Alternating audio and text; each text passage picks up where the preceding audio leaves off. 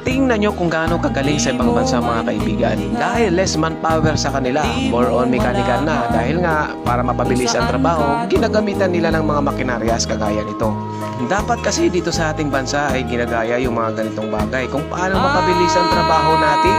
Ang inuuna kasi dito sa atin ay yung pangungurakot. Siyempre, pera-pera ang labanan dyan. Siyempre, pag dito sa Pilipinas, tupad ang yayari dyan. Kunting walis-walis lang, bunot-bunot sa mga damo, ay tapos na ang oras. Sabay picture, tapos present agad kay congressman. Alright. Pero ibahin mo sa ibang bansa, talagang nakakamanga sila kung paano sila gumawa. Dahil ginagamit nila yung mga kalaman at saka yung utak talaga nila. At hindi nila inuuna yung pangungurakot. Oo, hindi maiwasan yung kurakot. Pero kaso halatang halata na dito sa atin sa Pilipinas. Kita nyo mga kaibigan kung gaano kabilis yung gawain. Diba? Kung tao mano-mano yan, napakatagal niyan at napakabagal ng gawa. Hindi kagaya sa makinarya o kagaya nito, backhoe.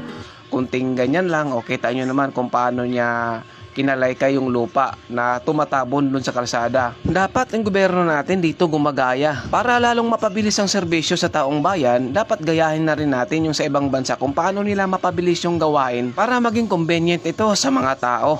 Hindi yung nakasagabal na kayo. Yung tipong maganda ang kalsada, binubutas na. Akala mo magtatanim sila ng saging at saka kamote. Pagkatapos butasin, iiwan ng ilang linggo, isang buwan hanggang bumaha na yung kalsada kasi nagbara na yung mga kanal, natatambakan ng mga pinag-uhukay nila. Dapat talaga magkakaroon ng sistemang maganda dito sa bansa natin. At ina-adapt dapat ng DPWH yung mga ganitong pagsasagawa sa kalsada para sa ganun maging maginhawa ang bawat isa, lalong-lalo na sa mga bayan na binabaha. Dahil kayo mga DPWH, lalong-lalo na yung mga sangay ng gobyerno na gumagawa sa mga kalsada dito sa bansa natin, talaga namang nakakairita, nakakaasar na, paulit-ulit na lang yung mga ginagawa nila na nakakaistorbo kayo sa mga motorista. Yung tipong maganda pa, sinisira na. Pero kung saan yung sira na, pinabayaan na lang, hindi naman inaayos. Ewan ko ba, wala bang budget? O una-una na yung bulsa bago materialis na para dapat sa kalsada. Kaya halos ang taong bayan nawala na ng pag-asa sa gobyerno natin ngayon dahil nakikita na lang, puro na lang kurakot ang nangingibabaw